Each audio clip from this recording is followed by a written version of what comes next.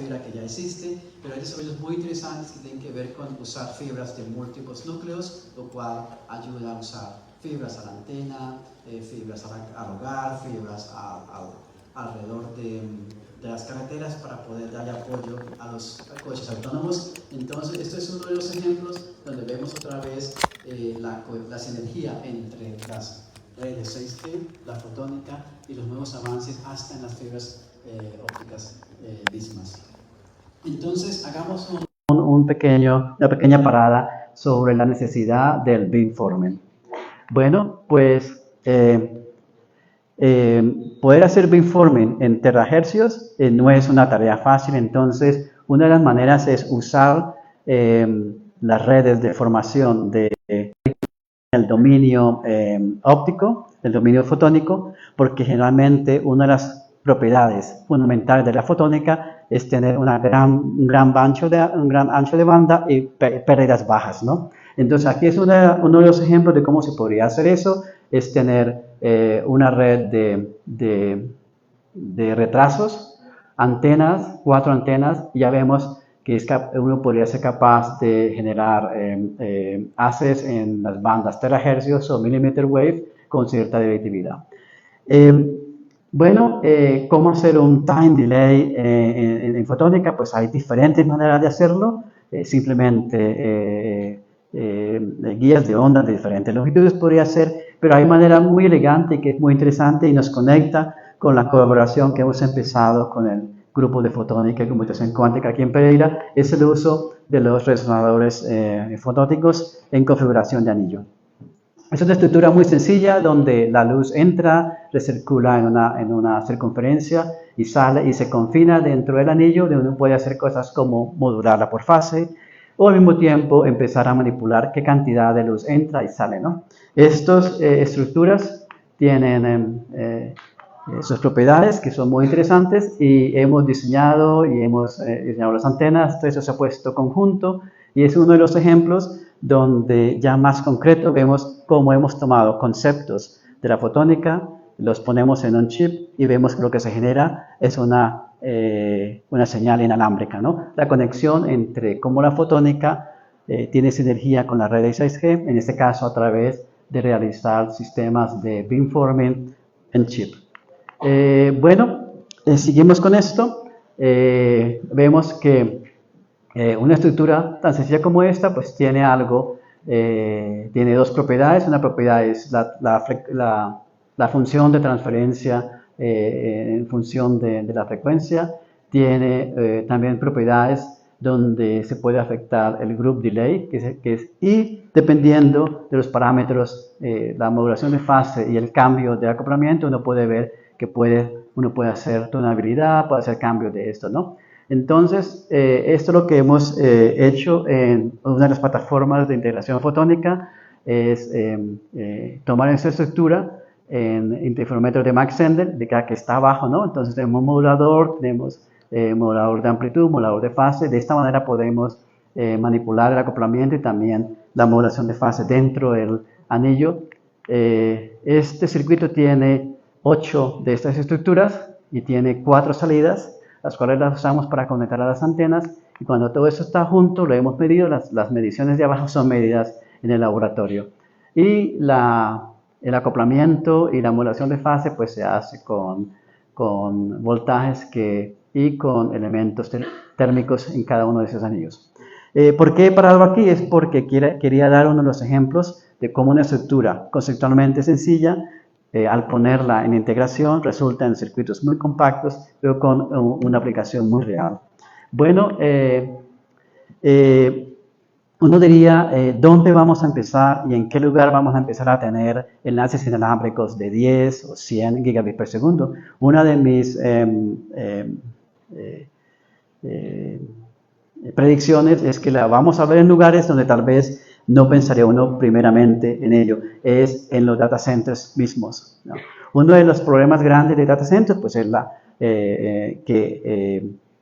necesidad de tener datos en el data center hace que los data centers sean cada día más grandes, son típicamente, bueno, los hay de todos tamaños, pero hay datacentros muy grandes que son del tamaño de una cancha de fútbol o más, ¿no? Y el problema es que una vez tú le pongas la fibra a cada uno de esos racks, pues moverla, cambiarla en muy difícil, ¿no? Cada otro cambio entonces estamos en proyectos, estamos mirando donde una de las ideas podría ser tener conexiones híbridas de la fibra a terahercios, pero que tengan la misma capacidad dentro de la fibra, ¿no? O sea, que si la fibra lleva 100 gigabits por segundo, pues el enlace inalámbrico también va a tener 100 terahercios por segundo, que lo puede hacer un enlace terahercios con directividad, si es de rack al clúster o de clúster a intra-rack, ¿no? Entonces, una de las motivaciones también donde la fotónica puede jugar un papel importante, porque claro, tiene que ser posiblemente poderlos montar en el top del rack y cosas de estas, ¿no? Entonces, pueden darse una idea de que hay aplicaciones tanto en las redes inalámbricas, hay aplicaciones en agricultura, pero también aplicaciones en lugares donde... Y yo sé que si ustedes le ponen más, si en un momento dado empiezan a estudiar el tema, puede que resulte que ustedes inventen otras aplicaciones de las cuales aún no hemos pensado nosotros. Bueno, bueno, eso no es la intención, entonces, ¿qué pasa aquí algo? Aquí hay un vídeo, pero no sé por qué no funciona. Bueno, quiero pasar a la otra parte de la charla que tiene que ver con las tecnologías cuánticas y la seguridad. Pero antes de pasar allí, es importante hacer 1 o 2 minutos cuando hablamos de fotónica, especialmente estando en el eje cafetero, y es que una de las grandes aplicaciones y fascinantes de la fotónica es en la agricultura, tanto de precisión, tanto del uso del agua, de optimizar el uso de pesticidas o no pesticidas, todo, pero también sobre la detección de si hay enfermedades, la detección si hay contaminantes. A ver si... No funciona el vídeo. Pero bueno, esta es más o menos la idea. Si alguien tiene interés en el área, yo creo que es para ser también justo que no solamente en telecomunicaciones hay esta necesidad de buscar más la manera de hacer circuitos más pequeños, pero la agricultura también es un lugar donde miniaturizarlos ayudaría mucho porque se podrían poner en los tractores, se podría poner en los robots, se podría poner en los drones, ¿no? Entonces hay un gran potencial de uso. Aquí entonces voy a hacer un salto bastante grande que tiene que ver con la seguridad, ¿no? O sea, ya les había prometido de que las redes inalámbricas y cualquier red de nueva generación tiene que ser robusta a los ataques de seguridad, así sea de un computador cuántico o de un supercomputer.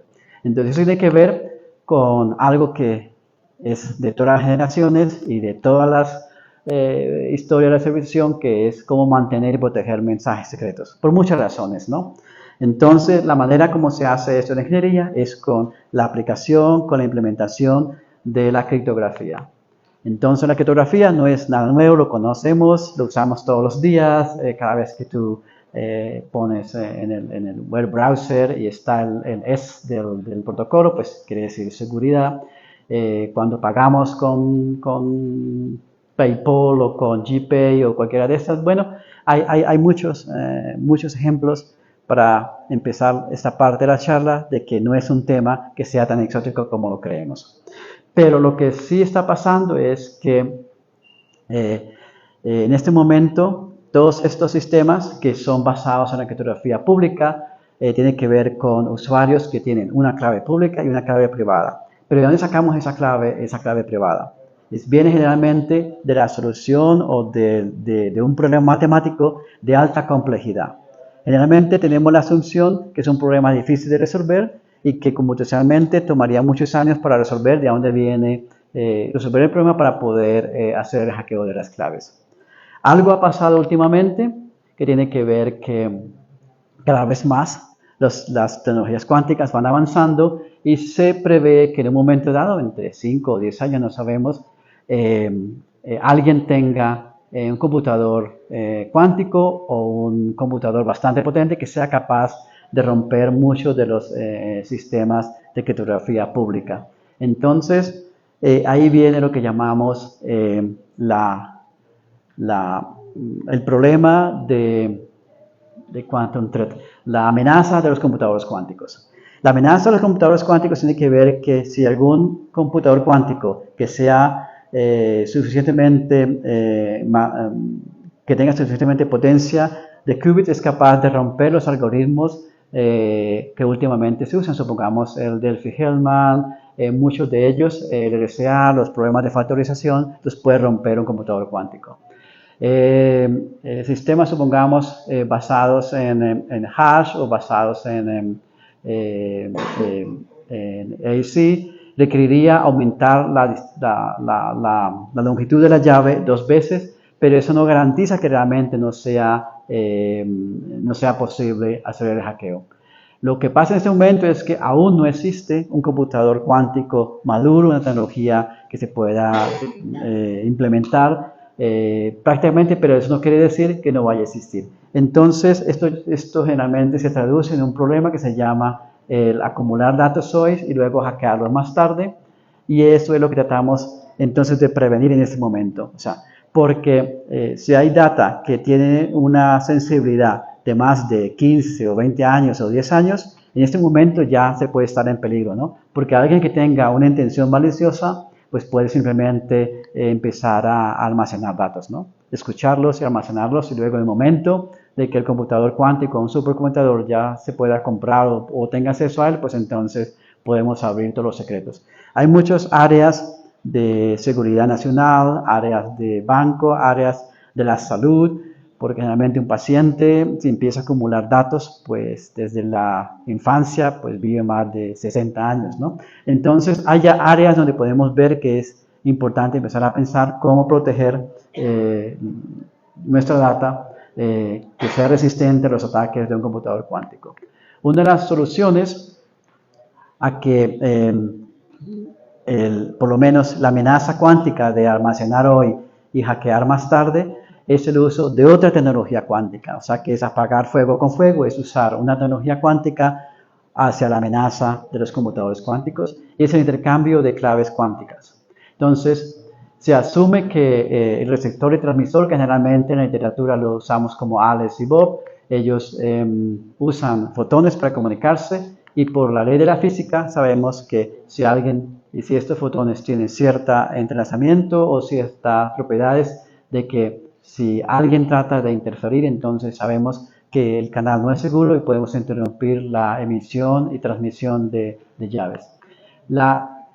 Los sistemas de intercambio de llaves por distribución cuántica asegura de que la generación, la recepción y la transmisión de la llave sea segura.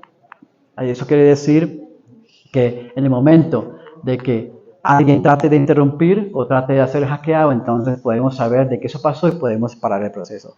Pero no soluciona problemas como la autenticación, y hay que entonces combinarlos con otras soluciones a las cuales intentaré hablar un poco de esto hacia el final de la charla. Entonces, ¿qué estamos viendo? Pero ¿cómo se relaciona esto con el resto de la historia?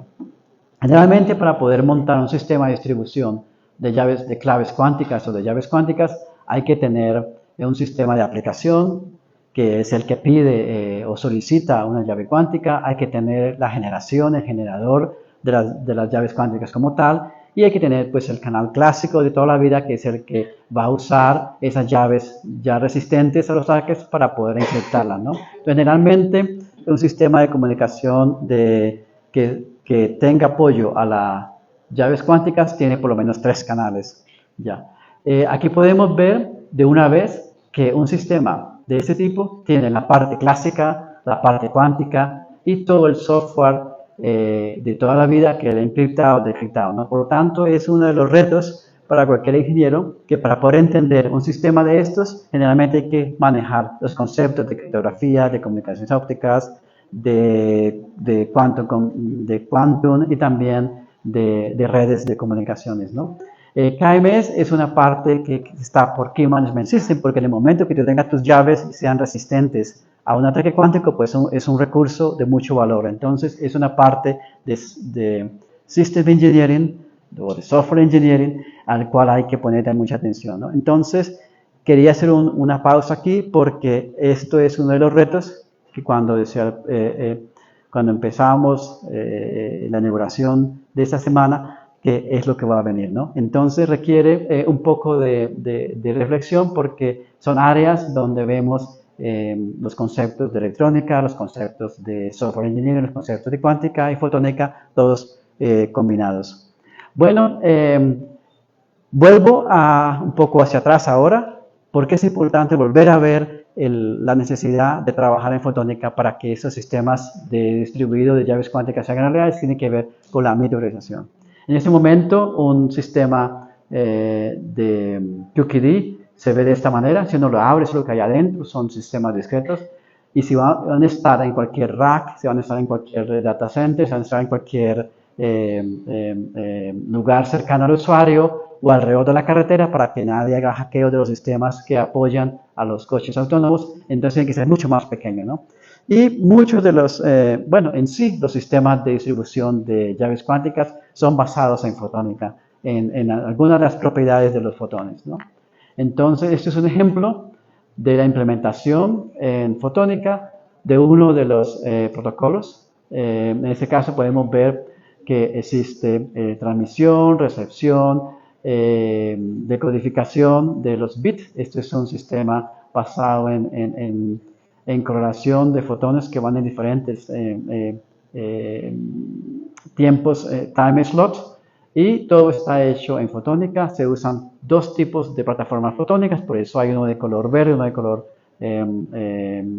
violeta.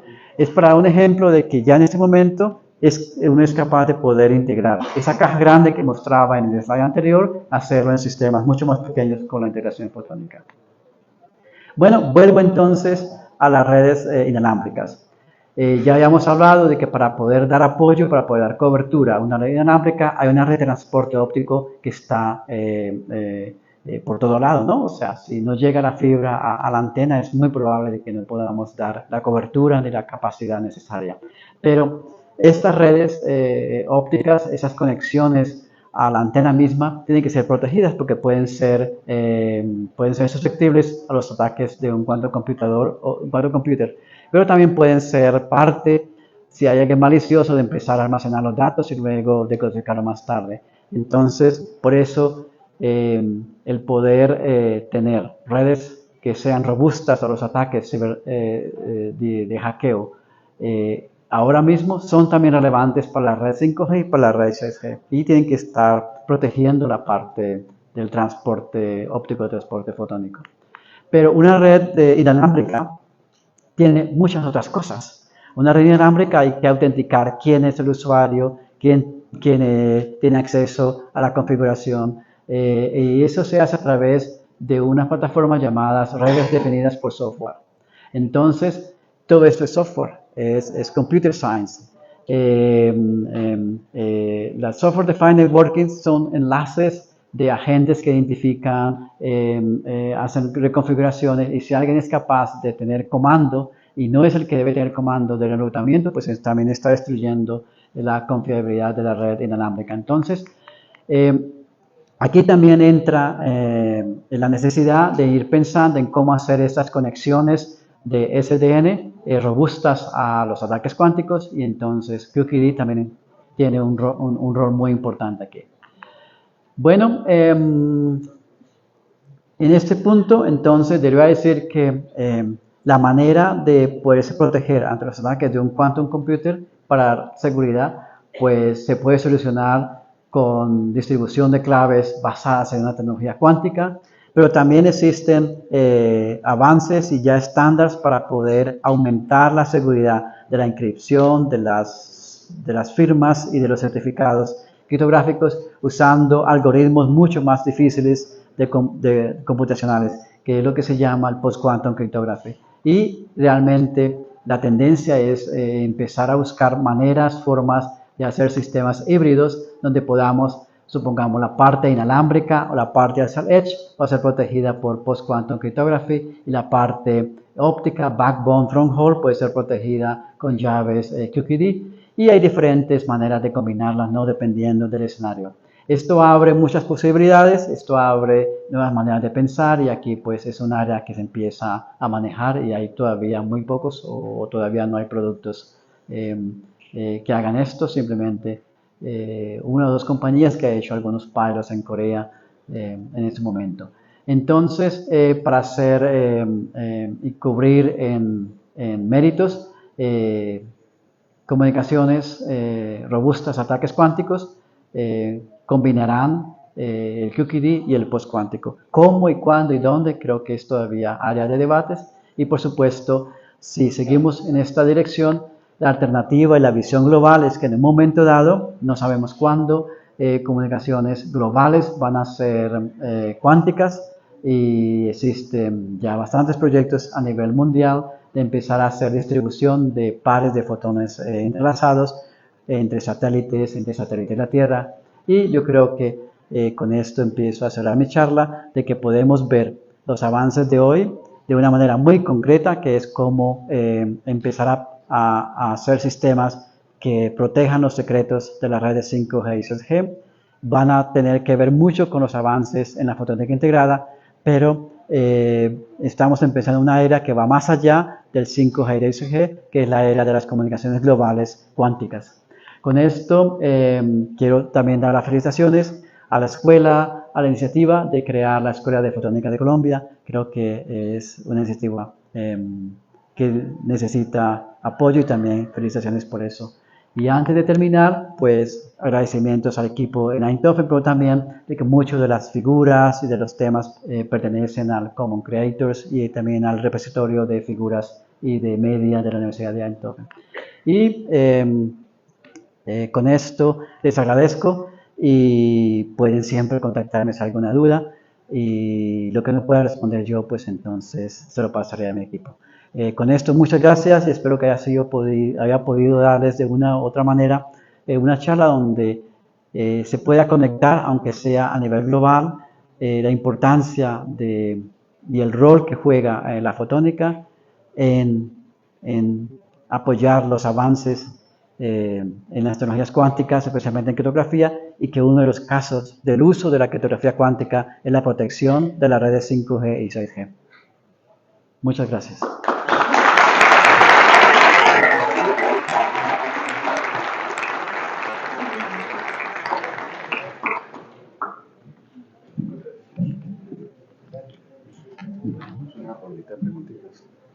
Sí. ¿Alguien tiene alguna pregunta para el profesor Lemos?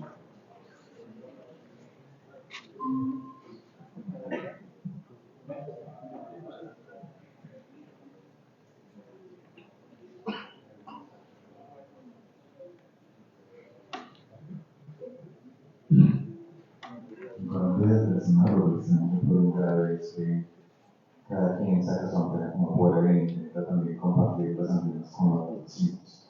¿Cómo se soluciona el problema de que aún no hemos podido solucionar ni siquiera con las antenas 4G para ya comenzar a implementar las tecnologías 5G para cada uno de los teléfonos móviles? Sí, entonces... Bueno, muchas gracias y creo que voy a tratar de refrasear la pregunta, si la comprendí bien, es cómo nos podemos mover a darle acceso democrático a todas las personas o a más usuarios de una tecnología 5G cuando no, y la cobertura cuando aún no hemos hecho, ¿no? Son tres dimensiones, ¿no? De la dimensión de mercado, de la dimensión de bajar el costo y también de las políticas de ayuda de gobierno o de empresas o de desarrollo de los países, ¿no? Entonces, yo creo que si vengo a lo que yo me muevo, yo creo que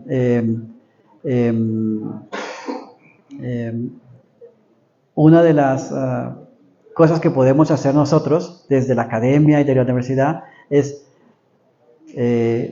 tener no asustarnos y dar el paso a entender realmente qué hacen las tecnologías. Yo creo que muchas veces nosotros mismos no sabemos cómo usarlas, pero tampoco cómo funcionan. Eso no soluciona de que no sean accesibles, pero creo que es el primer paso, ¿no?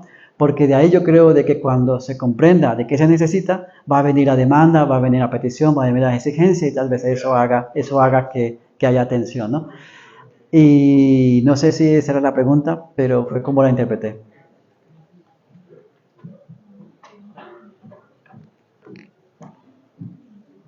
Bueno, agradecer al profesor y a los por el espacio. Creo que es muy importante lo que venimos y para dónde vamos, porque es el futuro, lo que estamos viendo en este tipo de charlas y las potencialidades de las tecnologías que como ingenieros electrónicos y algunos ingenieros de la facultad, ingenieros electricistas, físicos, de sistemas, incluso tecnólogos de software, podemos